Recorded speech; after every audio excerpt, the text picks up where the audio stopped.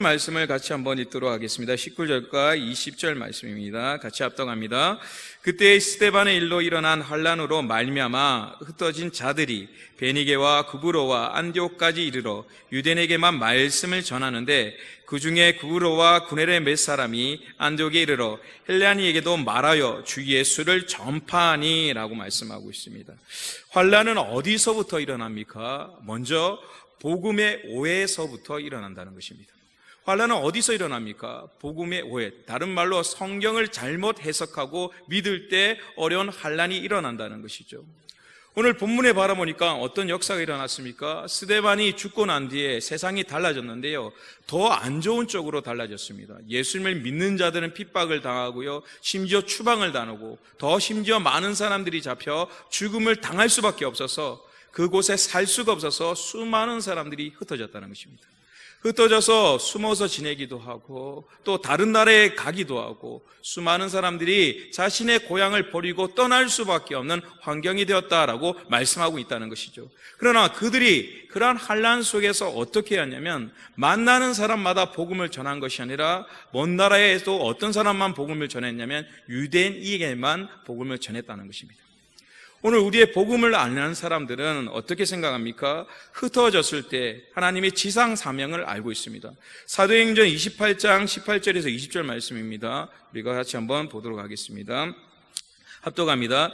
예수께서 나와여 말씀하여 이르시되 환난과 땅의 모든 권세를 내게 주셨으니 그러므로 너희는 가서 모든 민족을 제자로 삼아 아버지와 아들과 성령의 이름으로 세례를 베풀고 내가 너희에게 분부한 모든 것을 가르쳐 지키게 하라. 볼지어다 내가 세상 끝날까지 너희와 항상 함께 있으리라 하시리라. 아멘. 원래 사명은 무엇입니까? 가는 곳마다 자신의 발걸음이 닿는 곳마다 복음을 전하는 것입니다. 유대인이든 헬라인이든 상관없이 주님을 믿을 수 있도록 많은 사람들에게 복음을 전하는 것이 하나님의 방법이었다는 것이죠. 근데 그들은 어떻게 했습니까? 그 시대에 이스라엘이라는 나라를 살면서 자신들에게 구원만 있으니까 자신들만 예배드리고 자신들만 그러한 전도를 할 수밖에 없는 상이었다는 것입니다. 그러니까 하나님께서 어떤 역사를 주셨습니까? 흩어짐을 통하여 많은 사람들에게 복음을 전할 수 있는 아름다운 통로를 주셨다는 것입니다. 다른 말로 그들이 복음만 온전히 알았다면 예루살렘에 모여서 자신만 의지하고 자신의 민족만 의지하는 것이 아니라 전 세계에 나가 복음을 전할 수밖에 없는, 그것이 기쁨으로 여길 수밖에 없는 그러한 상이었다는 것입니다. 그러나 그들은 착각했습니다. 어디를 가도 유대인만 복음 전해야 돼, 우리만 예배를 드려야 돼, 우리만 구원받아야 돼 라는 잘못된 생각으로서 더 큰 환난을 만들어졌다는 것을 기억하길 원합니다. 그렇다면 오늘 우리의 삶 속의 환난은 어디서부터 시작됩니까? 때로는 직장 속에서도 어려움이 있죠. 상사와 때로는 부하 직원과 때로는 동기들과 수많은 사람들의 마찰이 일어나기도 합니다. 심지어 가정 속에서도 어려움이 생기기도 하고요, 심지어는 더 나아가서 교회 안에서도 어려움이 생기기도 합니다. 그렇다면 이러한 어려움 속에서 우리는 어떻게 대처해야 합니까? 다시 한번 복음으로 돌아가기를 간절히 소망합니다. 복음으로 돌아갈 때 큰 역사와 은혜가 있다는 것입니다. 이 관계의 어려움이 중요한 것이 아니라 이 장소 속에서 어떻게 하나님의 복음을 전할 것인가, 그것이 먼저 될 수 있는 삶이 되어야 한다는 것입니다. 직장 속에서 어려움을 가지고 늘 한탄하는 것이 아니라 하나님이 이 어려움 속에서 어떻게 복음을 전하고 하나님의 뜻대로 살기를 원합니까? 라는 그러한 간구가 있을 때 그 환난이 기쁨으로 변하고 하나님의 깊은 사랑으로 변한다는 것을 기억하길 원합니다. 여러분, 자녀를 위해서 언제 많이 기도하십니까? 자녀들이 승승장구해서 좋은 직장을 가고 또 건강하고 또 훌륭한 배우자를 만날 때 더 깊은 기도를 하셨습니까? 저도 목회자지만 솔직히 말하면요, 아들이 잘 될 때보다는 뭔가 부족하고 어려움이 있을 때 더 그 자녀를 위해서 더 기도했습니다. 때로는 교회가 부흥되고 잘 될 때보다는 어려움을 당해서 환난 중에 있을 때 더 깊은 기도를 하였습니다. 때로는 내 마음속에 평강이 있을 때 더 기도한 것이 아니라 마음의 분노와 어려움이 있을 때 하나님께 더 매달렸던 그러한 가정과 모습을 바라보게 됩니다. 그렇다면 오늘 우리의 환난은 무엇입니까? 그 관계 속에서 더욱 하나님을 만나기 원하는 아름다운 통로라는 것을 기억하길 원합니다. 그냥 환난으로 여기지 마시고 복음으로 돌아가셔야 합니다. 그 과정 속에 하나님의 뜻이 무엇인지, 내가 어떻게 하면 하나님의 말씀대로 살 수 있는지를 다시 한번 심각하게 판단하고 심각하게 묵상할 수 있는 귀한 통로로 삼기를 원합니다.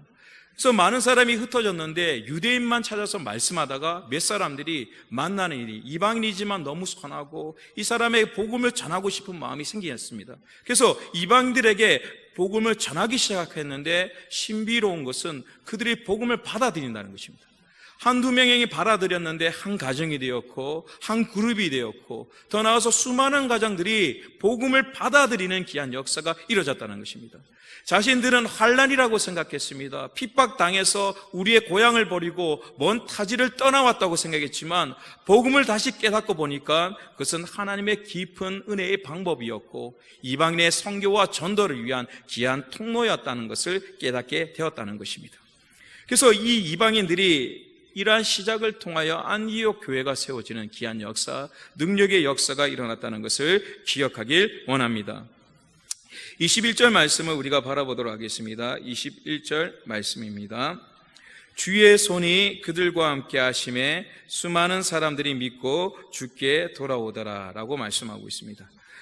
복음을 전했는데 어떤 역사가 일어났냐면 그들이 그냥 전한 것이 아니라 그 마음과 생각 속에 누가 있었냐면 주의 손이 그들과 함께 하였다라고 표현하고 있다는 것입니다. 여기서 중요한 것은 환난 가운데 우리가 버림을 당한 것이 아니라 하나님의 깊은 손길이, 더 나아가서 하나님이 우리와 동행한다는 그 사실을 깨닫기를 간절히 소망합니다. 우리가 힘들고 어려울 때 그냥 있었던 것이 아니라 하나님의 손이 그들을 돕고 인도하셨다는 것입니다. 그렇다면 하나님의 손이 함께 한다는 것은 무슨 뜻입니까? 시편 89편 21편 말씀입니다. 하나님의 손이 그들과 함께 한다는 것은 시편 89편 21절 말씀입니다. 합독합니다. 내 손이 그와 함께하여 견고하게 하고 내 팔이 그를 힘이 있게 하리로다. 아멘. 내 손이 누구와 함께 한다고요? 그와 함께 한다라고 말씀하고 있습니다. 그리고 내 팔이 그를 힘있게 한다라고 말씀하고 있죠. 우리가 자녀들을 데리고 나가면 누구의 손을 꼭 잡습니까? 부모님의 손을 꼭 잡잖아요. 그죠? 부모님의 손을 꼭 잡고 멀면 멀수록, 어려우면 어려울수록, 위험하면 위험할수록 누구의 손을 잡냐면 가장 자신이 의지할 그 손을 잡는다는 것입니다. 그래서 그 손을 잡고 갈 때 넘어질 때도 그 손이 이렇게 세워지고요. 또 넘어지더라도 그 손으로 털어서 다시 한번 치료할 수 있는 수많은 회복들이 그 속에 있다는 것입니다. 그렇다면 오늘 환난 속에서 무엇이 있냐면 하나님의 깊은 손길을 체험할 수 있는 귀한 삶이 되길 원합니다. 하나님의 그 손을 느끼고 체험하셔야 한다는 것이죠. 우리가 신앙생활 속에서요, 세 가지를 늘 경험하셔야 합니다. 오늘 우리의 신앙의 숙제가 무엇이냐면 성령님이 계신 것을 믿습니까? 하나님이 계신 것을 믿습니까? 정말 복음이 어떤 것보다 중요한 것을 알고 계십니까?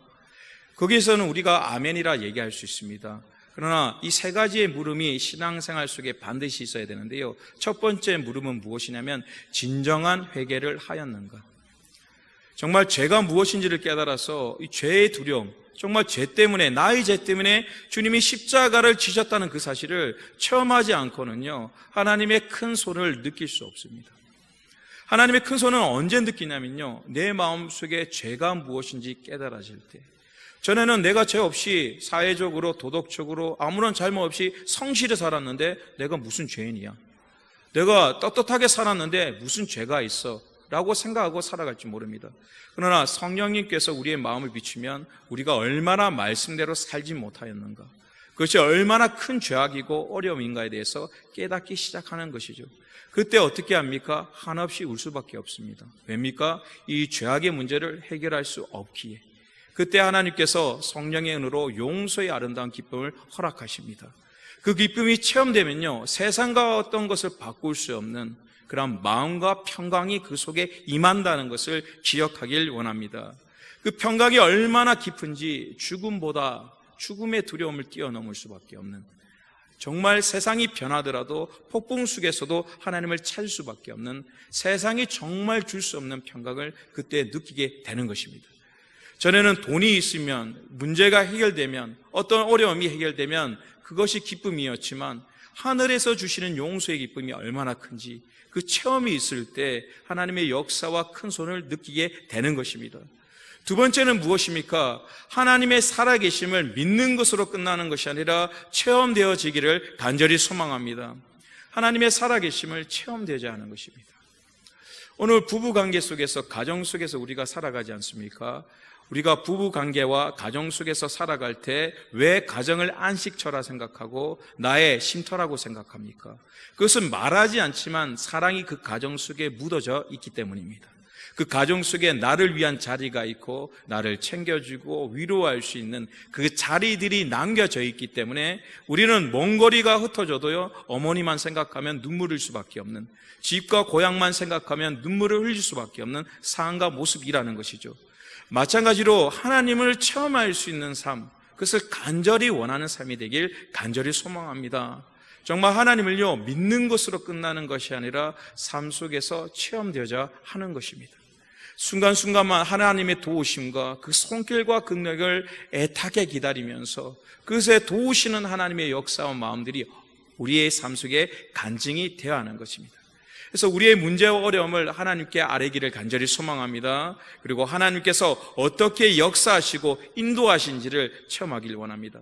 그리고 마지막 주의 손의 느낌을, 그것을 체험하기 위해서는 우리의 삶이 달라지고 변해지기를 원합니다. 우리의 삶이 달라질 때 하나님의 살아계심을 체험하고 느끼고 나아간다는 것입니다. 여러분, 가정 속에서요, 이제 1년이 지났을 때, 늘 이제 12월 31일이 됐을 때 가정에 둘러앉아서 예배도 드리시고 또 송구 영신 예배도 있지만 그때 꼭 물어보셔야 할 질문들이 있습니다. 그것이 무엇입니까? 부모는 자녀에게 물어보셔야 돼요. 내가 1년 동안 많이 달라졌는가? 내가 하나님의 성품을 많이 닮아가고 있는가에 대해서. 또 자녀들도 부모님에게 물어봐야 됩니다. 내가 신앙생활 속에 하나님의 성품으로 많이 변화되고 있는가? 그 질문을 우리의 삶 속에 날마다 행하시기를 원합니다. 많이 변해지고 있습니까?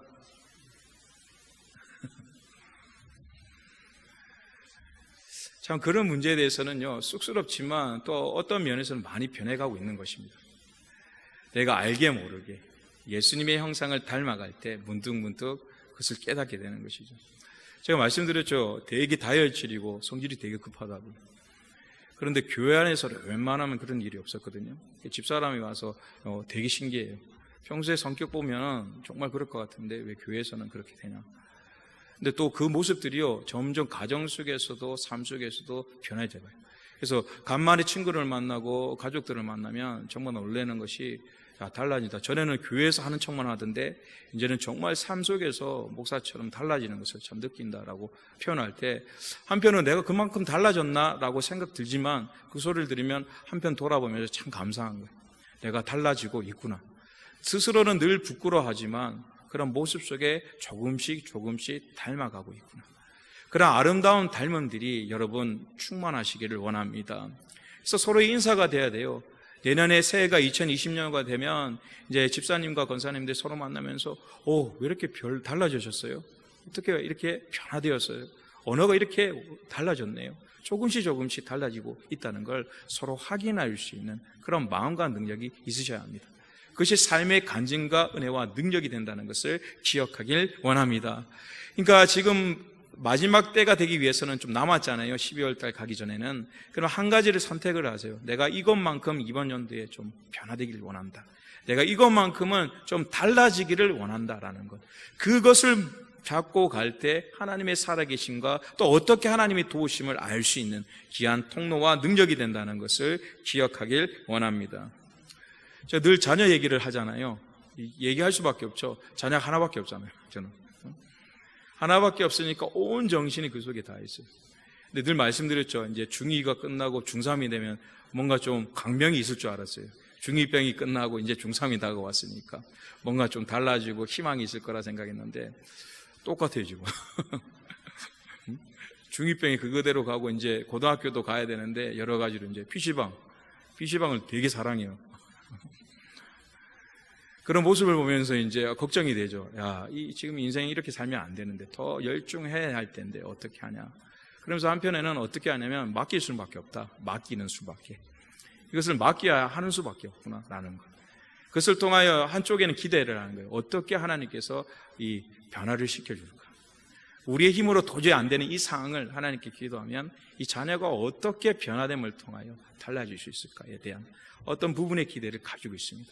그래서 분노가 일어나기도 하지만 한편으로는 하나님이 이 문제, 내가 할 수 없는 문제를 어떻게 변화시킬까에 대한 기대를 가지고 있는 것이죠. 오늘 여러분의 삶에 그러한 기대가 있기를 간절히 소망합니다. 내가 풀 수 없는 문제를 하나님께 맡기면서 이것을 어떻게 하나님의 방법으로 풀어갈 것인가. 말씀드렸죠. 이방인들이 복음을 하나도 몰랐는데요, 수많은 사람이 핍박으로 자신은 환난이라고 생각하고 다른 민족과 고향을 떠나 다른 나라와 다른 사람을 만났는데 그것은 하나님의 하나의 통로와 방법이었다는 것이죠. 하나님께서 전 세계에 흩어져서 하나님의 복음을 전하고 이방인의 교회를 세울 수 있는 아름다운 통로로 사용하셨다는 것입니다. 그렇게 우리의 심령에 포기하지 마시고 우리의 풀리지 않는 문제를 하나님께 맡김을 통하여 하나님의 살아계심을 체험할 수 있는 귀한 삶, 능력의 삶이 되기를 간절히 소망합니다. 23절 말씀을 같이 읽도록 하겠습니다. 23절 말씀 합독합니다.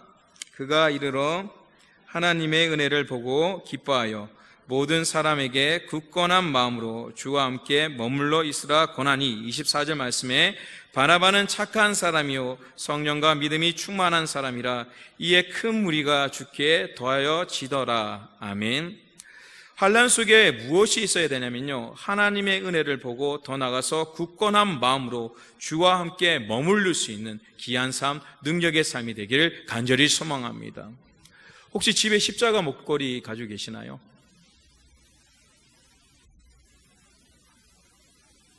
없으신가요? 미션 하나 드릴까요? 미션. 이번 주에 그 십자가 목걸이 메고 모든 곳 한번 다녀보세요. 십자가 다 보이게 이렇게 내가지고요, 이렇게 다니셔서 액세서리처럼 이렇게 속에 넣지 말고 이것을 걸고 모든 사람이 볼 수 있도록 십자가를 메고 한번 다녀보세요. 의외로 삶이요 달라집니다. 알고 계시죠? 전에는 그냥 다녔는데 십자가 이렇게 하나 걸고, 그러면 거기다가 성지교회 이름까지 다 하고요. 그리고 그 명찰이 있지 않습니까? 명찰. 우리가 안내부처럼 이렇게 명찰 써서 성지교회 누구누구 권사, 누구누구 집사, 누구누구 성도, 이거 하나만 딱 명찰 달고 다녀보세요. 어떻게 달라지는지. 의외로 수많은 부분 속에 달라지고요, 한 주만 지나면 와서 그렇게 할 거예요. 떼달라고. 도저히 못하겠다고. 이게 도저히 뭐냐고. 그렇기에 우리가 환난 속에서 버틸 수 없는 것이죠. 주님의 이름으로 명찰 알고 다니는 것도 우리 마음속에 불편함을 느끼게 되는 것이죠. 단순히 액세서리처럼 보이는 이 십자가를 하고 걷고 다니고 생활하는데도 불구하고 한 주만 지나면 우리 마음속에 큰 무게감, 이것이 찝찝함, 더 나아가서 뭔가 벗어버리고 싶은 그 마음이 우리 삶 속에 든다는 것이죠. 그렇게 우리 삶 속에 무엇으로 충만하지 못하냐면 은혜로 충만하지 못하다는 것이죠. 오늘 말씀의 은혜와 굳건히 세우기 위해서는 누구한테 머물러라고요? 주님 안에 머물러라 라고 말씀하고 있습니다. 오늘 우리 심령 속의 은혜를 회복하고 환난 속에 대처하기 위해서는 주님께 머무를 수 있는 심령이 되길 원합니다. 그렇기 위해서는요, 좀 귀찮지만 좀 이것으로 무엇인가 달라질 수 있냐는 그런 생각과 의심이 들지라도 어려운 환난 속에서 하루를 열 때, 하루를 마감할 때 반드시 기도하시길 원합니다. 때로는 우울하고 두려움이 생길 때 말씀을 보기를 간절히 소망합니다. 그것이 무엇입니까? 하나님께 머무르는 것입니다. 때로는 내가 시시각각 주님을 생각하고 주의 이름을 부를 수 있는, 그 이름을 되새길 수 있는 귀한 심령이 되길 간절히 소망합니다. 길을 가면서도 좋은 것을 보면 이쁘다 하기 전에 주님 예쁩니다 라고 고백할 수 있는, 맛있는 것을 먹을 때도 맛있습니다 끝나는 것이 아니라 주님 맛있습니다 라고 얘기할 수 있는, 우리 생의 모든 언어와 시작들이 주님께 영광 돌릴 수 있는 삶, 그분을 인정하고 사모하고 붙잡을 때 무엇으로 머물 수 있냐면 주님 안에 거할 수 있는 심령이 된다는 것을 기억하길 원합니다. 그래서 큰 것을 하는 것이 아니라 오늘부터 언어부터 시작하기를 원합니다. 좋은 것을 볼 때, 어려움이 있을 때 주님의 이름을 먼저 찾는 것. 주님 너무나 아픕니다. 주님 내가 너무너무 슬픕니다. 주님 제가 너무나 괴롭습니다. 주님 제가 너무나 기쁩니다. 주님 제가 너무나 감사합니다라는 그 시작으로서 날마다 주님 안에 머물 수 있는 귀한 신앙, 믿음의 삶이 되기를 간절히 소망합니다.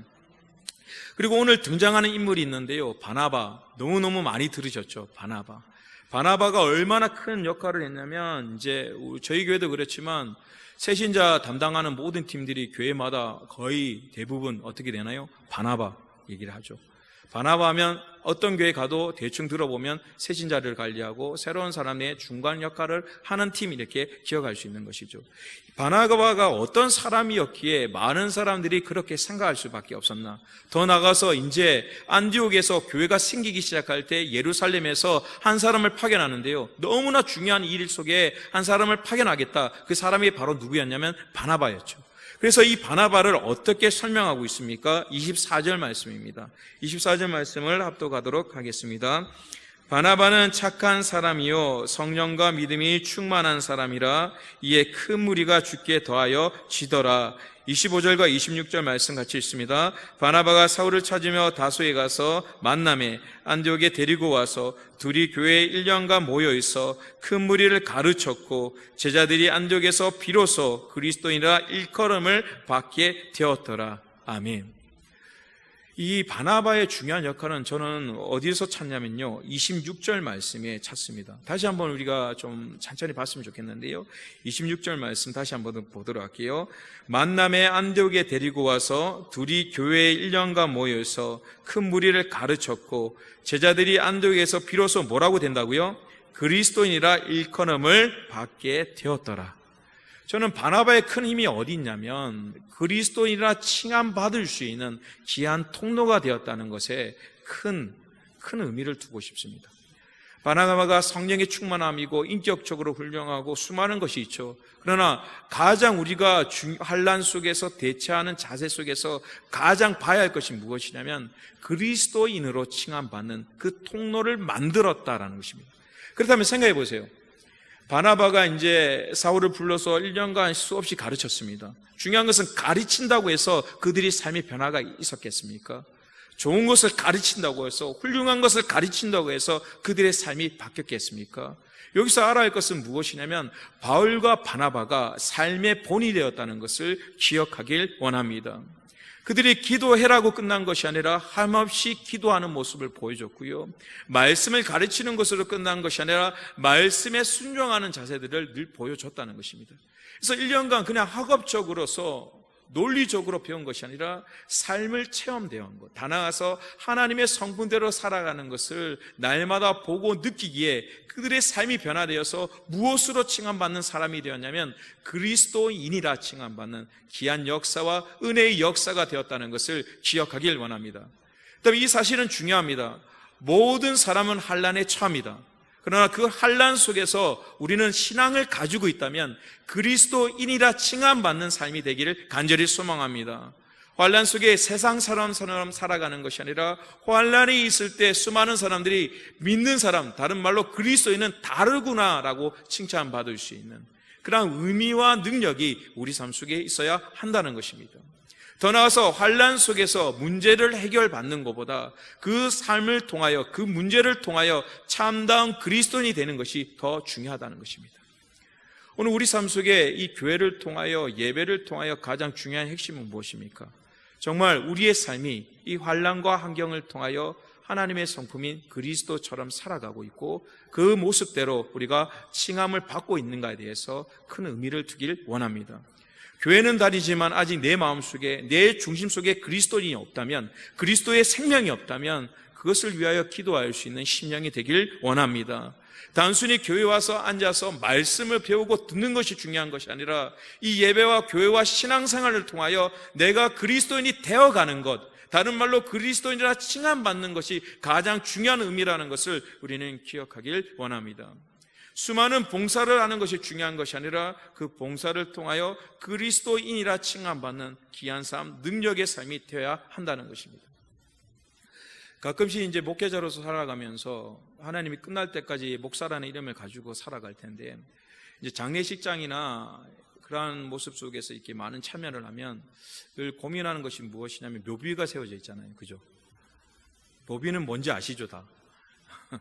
묘비 보면은 뒤에 직분이 써 있잖아요. 아시죠? 직분 이제 믿는 사람 되면 누구누구 집사 누구누구 이렇게 되고요. 한 글자 앞에 뭔가 짧은 글을 실을 수 있어요. 뭐 무슨 사람, 뭐 누구누구, 저는 사람 어떤 의미. 저는 그 짧은 그 묘비 속에 어떤 이름을 남겨야 할까? 목사라는 이름은 담겨져 있지만 그 앞에 어떤 자로 내가 좀 살아야 할까? 내 마지막 인생이 끝났을 때 내가 평생 목사로서 정말 다른 길 가지 않고 계속적으로 이 길을 왔을 텐데 그럼 그 마지막 속에 어떤 글을 남겨야 하는가? 거기에 대해서 늘 장례식장 갈 때마다 고민하고 묵상하는데요. 저는 그 해답을 찾았습니다. 스스로는요. 그는 어떤 이름을 붙기 원하냐면요. 예배자 백지원. 목사라는 타이틀은 없어도 좋아요. 저는 앞에 예배자라는 단어가 꼭 붙었으면 좋겠다라는 모습이 있습니다. 비록 목사라는 이름, 그것은 하나의 직책이죠. 그러나 그 전에 가장 중요한 것이 무엇인가? 예배자 백지원. 이렇게 사는 것. 예배자로서 평생 살아가는 삶. 하나님이 찾으시는 사람, 신령과 진정으로 예배 드리는 사람, 그것이 가장 큰 의미가 있지 않는가. 그래서 목사라는 직책을 살아가지만 더 중요한 것은 이 목사라는 그 가운데 참다운 예배자가 되는 것. 그것이 더 중요한 의미가 있다고 생각합니다. 여러분 어떻게 사시기를 원하십니까? 인생이 다 정한 시간이 있고요. 언제 하나님을 만날지 모르는 그 시간 속에 우리는 살아가고 있습니다. 그렇다면 이 짧은 시기를 어떻게 한 줄로 남기길 원하십니까? 다른 말로 다른 사람에게 하나님 보시기에 어떤 사람으로 칭함받기를 원하고 계십니까? 거기에 대해서 심각한 생각을 하실 때 환난에 대처할 수 있는 해답을 발견할 수 있는 능력과 권능이 생길 줄 믿습니다. 각자의 주시는 의미는 다르겠지만 묵상하셔야 합니다. 환난이라는 어려움은 죽을 때까지 우리에게 있습니다. 그럼 그때마다 어떻게 대처할 것인가? 사도행전에 나오는 수많은 사람들은 오늘 말씀드렸던 수많은 이유를 가지고 하나님을 찾고 의지하며 살았습니다. 그러나 가장 중요한 것은 그 환난 속에 수많은 사람들이 그리스도인이라 칭함받을 수 있는 하나님의 사람이라 칭함받을 수 있는 귀한 통로가 되었다는 것입니다. 오늘 사랑하는 성지교회 교인들은요, 그냥 교인으로 끝나는 것이 아니라 참다운 그리스도인이 되기를 간절히 축원합니다. 하나님 보시기에 세상이 보기에 참다운 그리스도인입니다 라고 칭찬받을 수 있는 살아있는 신앙과 믿음이 있기를 간절히 소망합니다. 기도하도록 하겠습니다. 하나님, 환난과 어려움들은 날마다 왔습니다. 죽는 날까지 환난 속에 살아야 합니다. 그 순간 우리는 어떻게 대처해야 합니까? 때로는 세상과의 방법과 경험으로서 나아갈 때도 있었습니다. 그러나 오늘 말씀을 보고 깨닫기를 원합니다. 하나님의 방법과 능력으로서 환난을 이기길 원합니다. 다시 한번 하나님의 뜻이 무엇인지 온전한 복음으로서 우리의 생각과 마음이 돌아오기를 원합니다. 환난 가운데 혼자 있는 것이 아니라 주님의 손이 함께 있다는 사실을 깨닫기를 원합니다. 하나님의 손이 우리를 더욱 견고하게 마시고 우리를 힘있게 하신다고 말씀하셨습니다. 오늘 우리의 심령 속에 더 큰 하나님의 능력과 강한 팔을 의지할 수 있도록 도우시고 인도하여 주시옵소서. 특별히 환난 속에 하나님의 은혜 속에 우리가 있기를 원합니다. 우리가 주님과 함께 머물 수 있도록 도와주옵소서. 어려움이 있을 때마다, 환난과 우리에게 큰 기쁨이 있을 때마다 우리에게 영광 돌리는 것이 아니라 주님의 이름을 선포하며 주님의 이름을 찾음을 통하여 하나님께 모든 영광을 돌릴 수 있도록 도우시고 인도하여 주시옵소서. 그리하여 신앙생활을 통하여 참다운 그리스도인이라 칭함받을 수 있는 살아있는 믿음의 삶이 되길 원합니다. 세상 속에서 하나님 보시기에 하나님의 자녀의 삶이 되기를 간절히 소망합니다. 우리에게 믿음을 다하시고 능력을 다하시고 성령님의 충만함을 다하셔서 날마다 하나님의 형상을 닮아갈 수 있는 귀한 교회와 아름다운 그리스도인이 될 수 있도록 축복하여 주시옵소서. 모든 권세가 주께 있음을 고백합니다. 예수님 이름으로 기도합니다. 아멘. 서로 인사하도록 하겠습니다. 참다운 그리스도인이 됩시다. 참다운 그리스도인이